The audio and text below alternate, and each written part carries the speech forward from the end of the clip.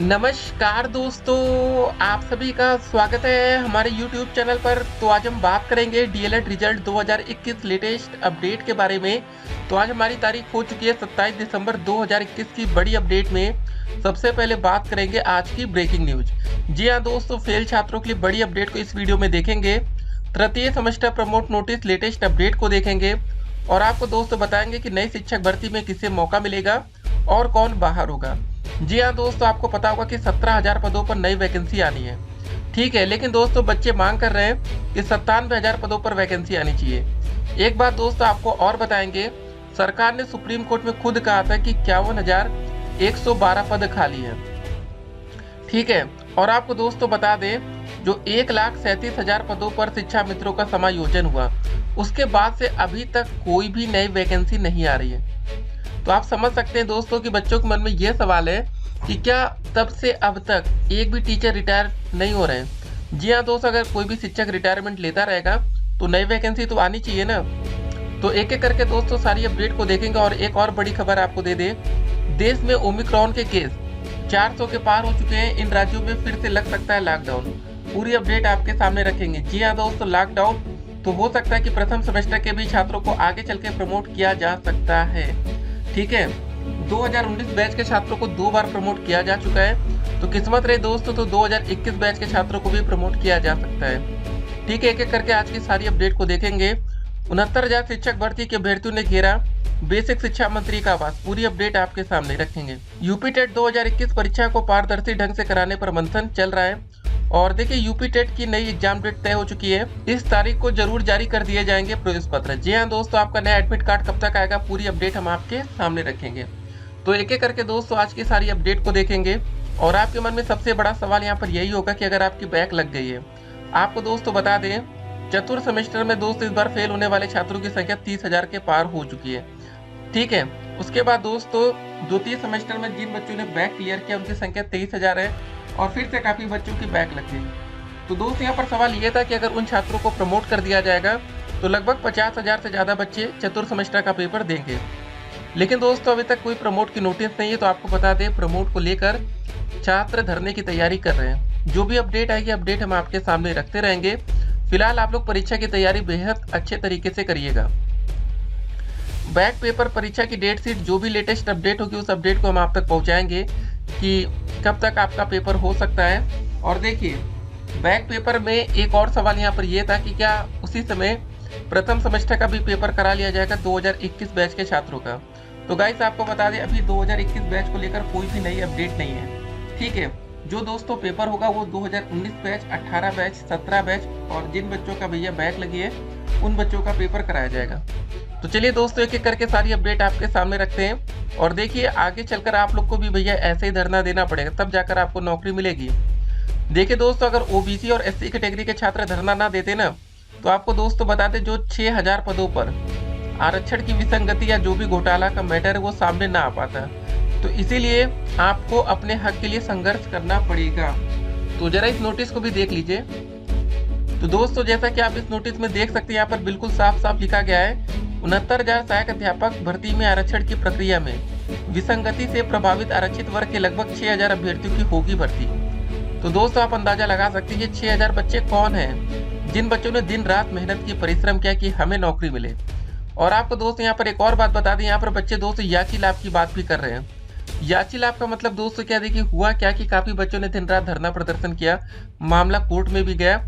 और सोचिए, कुछ बच्चे ऐसे होंगे जो उनको तो कोई लेना देना नहीं होगा, कुछ बच्चे तो अपनी टीजीटी की तैयारी में लगे होंगे और भी अपना देख रहे होंगे, सोच रहे होंगे हो गया तो चलो हमें भी नौकरी मिल जाएगी, नहीं होगा तो हमें भी नहीं मिलेगी। तो गाइस यहाँ पर बच्चे याची मांग सामने रख रहे हैं शिक्षा मंत्री जी के। पूरी अपडेट हम आपके सामने रखेंगे कि याची लाभ दिया जाए। तो अब यहाँ पर सरकार को अंतिम फैसला लेना है कि क्या होगा।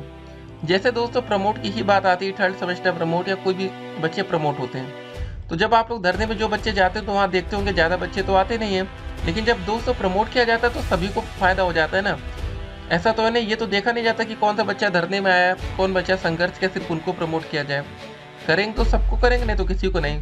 तो दोस्त यहाँ पर यही मामला है। आपको दोस्तों बता दें कि अगर ये बच्चे जो आप रोज देखते होंगे आरक्षण को लेकर दोस्तों हफ्ते महीनों भर से लगातार धरना चला, तब जाकर यहाँ पर मांग पूरी हो रही है, तो आप अंदाजा लगा सकते हैं। ठीक है, कि कितना बड़ा ये घोटाला था, और सरकार ने लास्ट टाइम में तो भैया बात को स्वीकार भी कर लिया। तो इस अपडेट को जरा देखिए। 69,000 शिक्षक भर्ती के ओबीसी और एससी वर्ग के अभ्यर्थियों ने रविवार सुबह बेसिक शिक्षा राज्य मंत्री सतीश द्विवेदी के आवास का घेराव किया। अभ्यर्थियों का कहना है कि शिक्षा विभाग ने सिर्फ 6,000 सीटों पर ही आरक्षण विसंगतियों को माना है, जबकि इस भर्ती में ओबीसी और एससी की मतलब 19,000 से अधिक सीटों पर आरक्षण में गड़बड़ी की गई है। अभ्यर्थियों को पुलिस ने हटाने का प्रयास किया, लेकिन वे नहीं माने। इसके बाद पुलिस ने उनको वाहन के जरिए इको गार्डन ले जाकर छोड़ दिया। तो दोस्तों आप अंदाजा लगा सकते हैं कि बच्चे कितने दिन से परिश्रम कर रहे हैं, ठीक है, मेहनत कर रहे हैं कि आरक्षण का घोटाला जो है वो सबके सामने आ जाए। और जरा आप समझिए हुआ क्या था दोस्तों। जिन बच्चों की हाई मेरिट, देखिए ओवरलैपिंग, अभी देखिए आप लोग जो बच्चे डीएलएड या बीएड कर रहे हैं, जब आप लोग शिक्षक भर्ती में जाएंगे तो आपको समझ में आएगा होता क्या है। मान लेते दोस्तों कि जनरल की अगर कट ऑफ जाती है 71, अगर आप ओबीसी कैटेगरी के छात्र हैं और आप दोस्तों पा जाते हैं 72 अंक का मेरिट या गुणांक बन गया, तो दोस्तों जो आपको नौकरी मिलनी चाहिए वो आपको जनरल सीट से मिलनी चाहिए, ठीक है। ये दोस्तों मामला होता है। तो यही दोस्तों घोटाला था। हुआ क्या, जिन बच्चों की मेरिट 72 आ गई उनको भी ओबीसी वर्ग से ही सीट मतलब दे दी गई। तो ये दोस्तों पूरा मामला था, ठीक है। ओवरलैपिंग यहाँ पर सबसे बड़ा मुद्दा था। तो ये सब चीज़ें हैं। अभी आप लोग दोस्तों जब नई शिक्षक भर्ती में बैठेंगे तब आपको समझ में आएगा। लेकिन आपके मन में एक और सवाल होगा, जब ये आरक्षण का घोटाला हुआ तो फायदा किसको हुआ। तो सिंपल सी बात है दोस्तों, फायदा जनरल कैटेगरी के छात्रों का ही हुआ है। इस अपडेट को जरा देख लीजिए। उत्तर प्रदेश बेसिक शिक्षा विभाग ने नवंबर में रद्द हुई यूपी अनिवार्य शिक्षक पात्रता परीक्षा यूपी टेट का नया शेड्यूल जारी कर दिया है। इसके मुताबिक अब यूपी टेट की पुनः परीक्षा 23 जनवरी 2022 को कराई जाएगी। यूपीपीईबी द्वारा आयोजित यह परीक्षा ऑफलाइन मोड में संपन्न कराई जाती है। इस परीक्षा के माध्यम से प्रदेश के विभिन्न स्कूलों में प्राथमिक और उच्च प्राथमिक स्तर के शिक्षकों का चयन किया जाता है। बताते चले कि यूपी टेट राज्य की सबसे बड़ी शिक्षक पात्रता परीक्षाओं में से एक है और इस साल तकरीबन 21 लाख अभ्यर्थी इसमें हिस्सा लेंगे। इस एलिजिबिलिटी टेस्ट से जुड़ी किसी भी तरह की लेटेस्ट जानकारी के लिए कैंडिडेट्स यूपीपीबी की वेबसाइट पर विजिट कर सकते हैं। तो दोस्तों आपको बता दें, इस परीक्षा के लिए 12 जनवरी 2022 को प्रवेश पत्र जारी किए जाएंगे।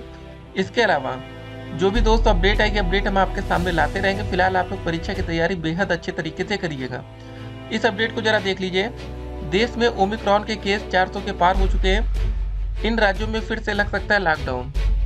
देश में ओमिक्रॉन के मरीजों की संख्या बहुत तेजी से बढ़ रही है। अब तक 17 राज्यों में 422 केस सामने आए हैं। सबसे ज़्यादा 108 केस महाराष्ट्र में आए हैं। इसके बाद लिस्ट में दिल्ली, तेलंगाना और तमिलनाडु है। दिल्ली में केस 279 हो गए हैं। इस बीच सवाल उठा है कि क्या हालात बिगड़े तो महाराष्ट्र में एक बार फिर से लॉकडाउन लगने जा रहा है। प्रदेश के स्वास्थ्य मंत्री राजेश टोपे ने इसका जवाब दिया। राजेश टोपे के अनुसार यदि महाराष्ट्र में ओमिक्रॉन की स्थिति बिगड़ती है और ऑक्सीजन की कमी की स्थिति बनती है तो सरकार फिर से लॉकडाउन लगाने पर विचार कर सकता है। तो आप दोस्तों अंदाजा लगा सकते हैं कि एक बार फिर से लॉकडाउन की स्थिति हो सकता है कि आने वाले समय में देखने को हमें मिले।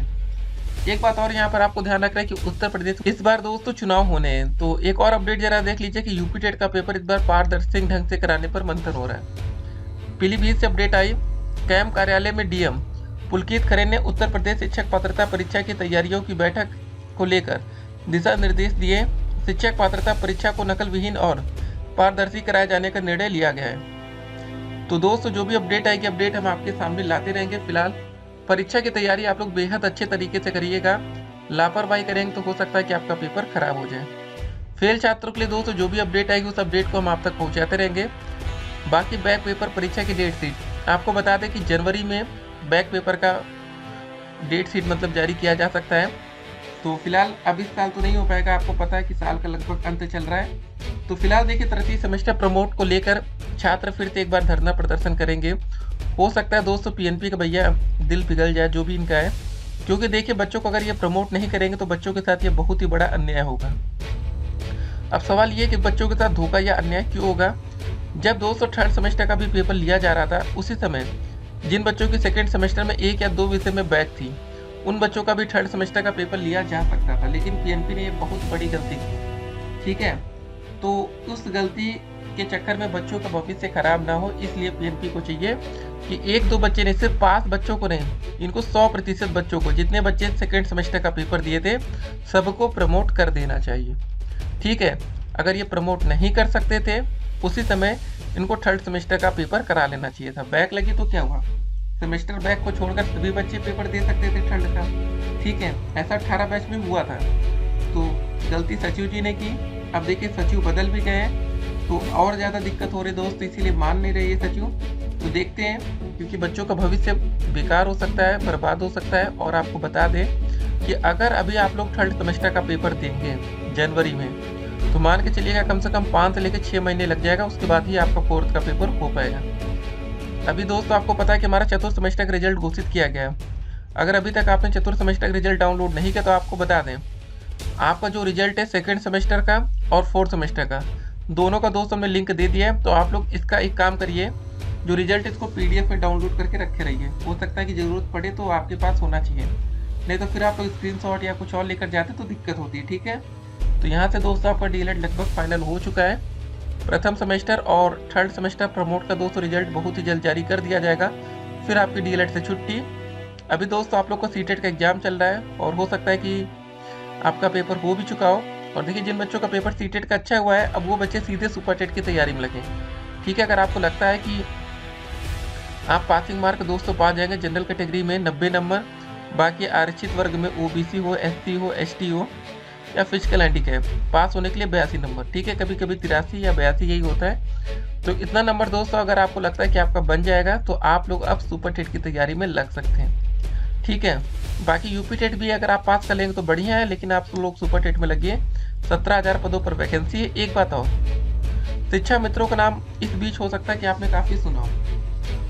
हुआ क्या था, 69,000 शिक्षक भर्ती हुई है, 68,500 प्लस 69,000।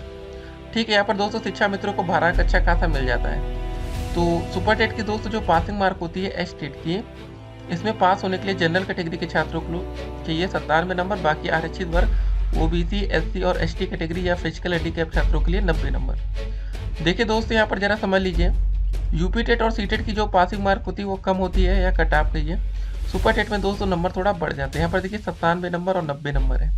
ठीक है, अगर शिक्षा मित्र भाई बहन अगर पेपर देंगे, सिर्फ उन्होंने परीक्षा को क्या कर लिया, पास कर लिया। ठीक है, कितने नंबर, 90 नंबर ले आए या 97 नंबर ले आए, तो ये मान के चलिए उनकी 99% नौकरी फिक्स हो जाती है कि उनको नौकरी मिल जाएगी। लेकिन दोस्तों अगर आप लोग 90 या 97 नंबर सिर्फ ला कर रह गए ना, तो भैया ये तो बहुत हद तक संभव है कि आप नौकरी की रेस से बाहर हो जाएंगे।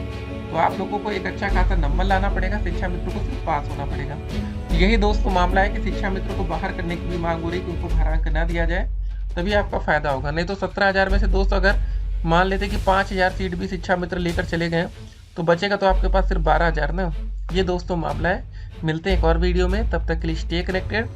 अधिक जानकारी के लिए कमेंट बॉक्स में लिंक दिया गया, वहाँ पर आप चेक कर सकते हैं। फिर मिलते हैं।